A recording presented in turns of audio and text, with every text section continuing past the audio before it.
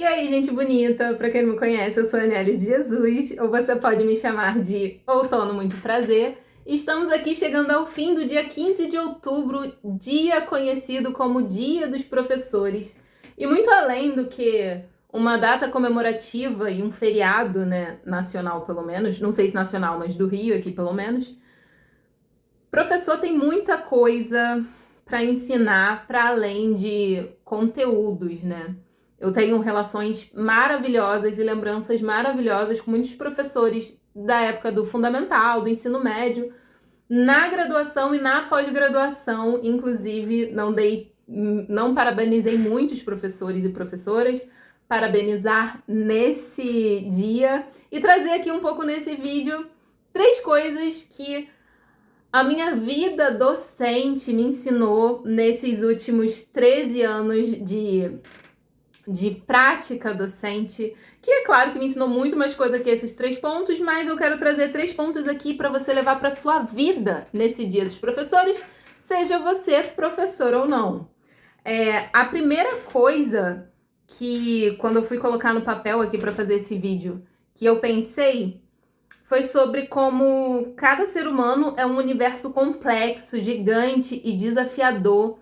E com as minhas crianças pequenas, eu sou professora de balé, para quem não sabe, quando eu lido e eu olho para as crianças pequenininhas, eu vejo que, cara, cada pessoinha ali é um grande universo. E diferente um pouco da vida adulta, quem é a criança ali que está bem nas fases iniciais da educação, elas ainda estão tentando se entender e entender o que são as emoções, o que são aquilo que elas sentem. Às vezes elas não sabem nomear raiva, ou tristeza, ou angústia.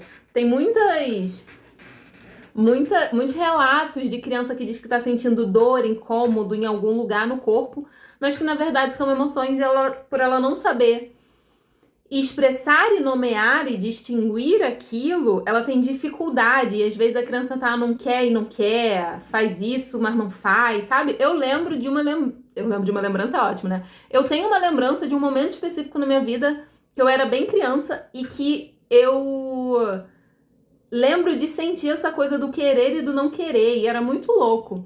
Então, assim, se você é professor ou professora de crianças pequenas, ou se você é pai, ou se você lida com crianças pequenas, ajude as crianças a nomear e a dar nome ao que elas sentem. Porque isso é muito importante, principalmente nessa fase ali da infância, e quando essa criança crescer, ela vai saber ter gestão das emoções melhor na fase adulta. Tem muitos adultos hoje que não sabem lidar com as emoções porque não teve isso na infância, essa coisa do nomear, essa coisa do entender o que está sentindo. E muitas das vezes chega na fase adulta sem nem sequer se entender, né?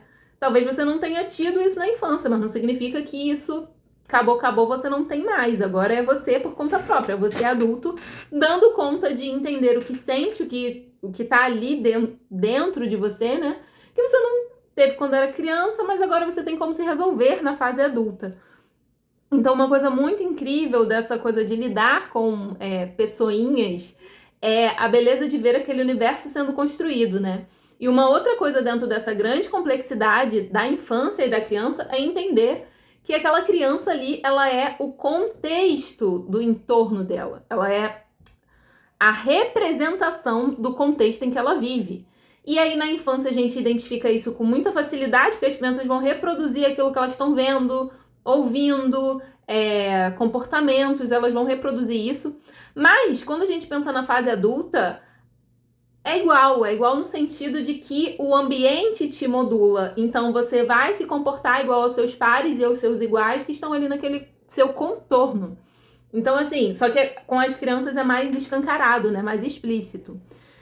Enfim, então você na vida adulta saiba se entender e ter gestão das emoções e presta atenção aí, percebe se esse teu ambiente está te favorecendo ou te puxando para trás. A segunda grande coisa que eu aprendo nessa minha vida de 13 anos de professora é que eu preciso entender que nem sempre o grande conhecimento que eu busco vai estar vai vir de uma pessoa que eu considero maior que eu. Então, vou reformular isso aqui que eu falei. Ser professora me ensinou que eu vou aprender muito com as pessoas que eu olho e vejo pequena. Não pequena no sentido de inferior a mim, mas pequena no sentido que às vezes você não percebe aquela pessoa como uma autoridade ou como alguém que vai te ensinar alguma coisa porque você tem mais conhecimento, você tem mais expertise. E quando eu olho para a criança, o tanto de coisas que as crianças já me ensinaram, claramente sem ter mais conhecimento que eu no sentido de conteúdo e de vida e de experiência, mas ainda assim elas têm muito a ensinar se você tiver um olhar ali minucioso para perceber, porque a criança ela tá sem, dependendo ali da fase, né? Ela tá sem o filtro da sociedade, das cobranças, dos julgamentos, dos pré-julgamentos, então ela tem muita coisa para ensinar ali. Então, quando eu penso em trazer isso para minha fase adulta, eu penso em trazer a partir de um contexto geral e olhando o contexto geral de que muitas das vezes você vai passar por pessoas que você se considera menor do que você, e aí em todos os sentidos, mas, por exemplo, o sentido profissional, sei lá, talvez alguém que não tenha uma graduação, talvez alguém que tenha pouca formação, mas todo mundo é um pouco professor. E isso é fantástico, porque todo mundo tem um conhecimento precioso para ensinar. Se você parar para pensar, em épocas antigas, em tempos mais antigos, né, de nossos avós, nossos bisavós, que existia uma valorização maior do que hoje e uma preciosidade grandiosa nesse conhecimento que era passado de pai para filho e que não tinha registros ou evidências científicas, que era muito da experiência de vida, né? As culturas, muitas das culturas, elas permanecem e se perpetuam porque elas foram passadas na contação de história, assim, não em registro. Agora a gente registra para não perder e eu acho muito relevante. Mas assim, por quanto tempo as culturas não foram mantidas como culturas pelo passar da contação de história e da palavra e dessas pessoas que não tinham muito conhecimento, muita autoridade. Quando se fala em mercado digital, a gente fala muito disso, né? E o quanto isso é precioso. Então, se eu posso te dar uma dica aqui de docente, de professora, eu te digo, preste atenção nas pessoas, inclusive que você acha que não pode te ensinar muita coisa. Pessoas mais vividas, que apesar de não ter conhecimento e formação acadêmica, sei lá, tô trazendo sempre isso por causa do meu contexto, né? Mas que elas têm coisas para ensinar, às vezes, no comportamento, na fala, numa história, numa vivência. As pessoas, elas são ricas em conhecimento, nem que esse conhecimento venha de uma experiência vivida profunda dessa pessoa. Então, se atente ao que essas pessoas menores podem te ensinar, que você vai ser uma pessoa muito mais sábia, ao invés de ficar pensando que só grandes pessoas podem te ensinar alguma coisa, beleza? E o último aqui que eu coloquei, que é um grande aprendizado da minha vida docente, é que mesmo quando o processo parece um grande caos, o resultado de uma semente semeada, né, plantada, regada, cuidada, respeitando os processos, a colheita é inevitável. É inevitável você colher o resultado. O resultado, ele é uma consequência de um processo. Quando você tá lá fazendo tudo certinho, e eu não tô dizendo que não vão ter erros ali durante esse processo, mas o erro faz parte desse processo de semeadura, sabe? Faz parte do processo que lá na frente vai ser uma colheita. Para de achar que erro não deve fazer parte da sua vida. A questão é o que você faz quando você comete um erro, quando uma falha aparece. Você pode pegar essa falha e se sentir um grande frustrado, uma grande frustrada, porque o alecrim dourado errou. Seja bem-vindo à vida adulta, você é humano, todo mundo erra. O que você vai fazer com esse erro?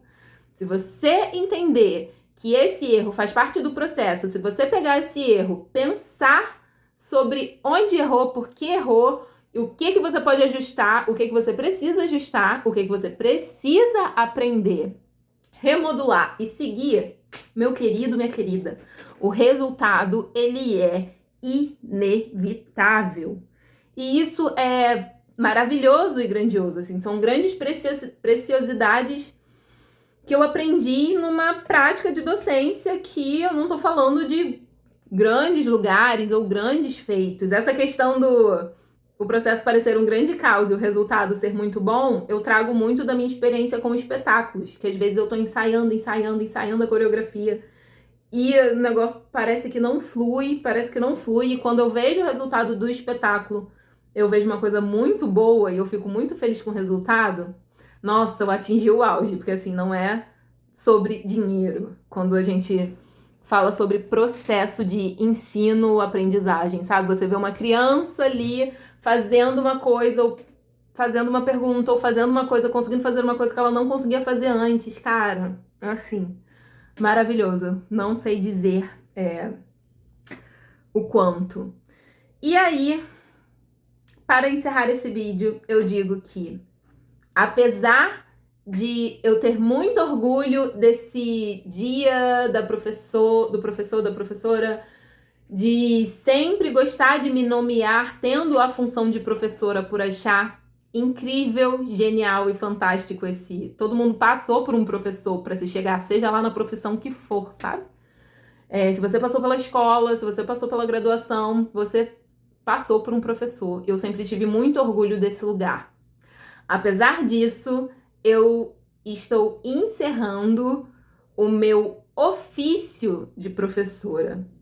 Mas essa resenha você só vai ficar sabendo se você me acompanhar lá no Instagram, que eu vou colocar lá. Vou explicar um pouco mais disso pra vocês. Obrigada por assistir esse vídeo. Se você gostou, curte, compartilha com alguém que veio aí na sua mente, na sua cabeça. E vamos seguindo, meus queridos e minhas queridas, porque tem muita coisa boa por aí. E toda vez que um ciclo se encerra, é porque tem um novo ciclo muito mais incrível, mais especial pra acontecer. E é sobre isso esse vídeo, e esse final também é sobre isso. Eu não vou parar, eu não tô pretendendo parar ou pendurar as chuteiras, muito pelo contrário. Eu tô fechando um ciclo para dar início a outro ciclo.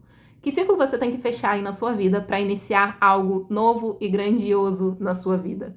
Não espere as coisas acontecerem para você tomar uma decisão. Tome uma decisão e veja as coisas acontecerem. Obrigado por assistir e até o próximo vídeo.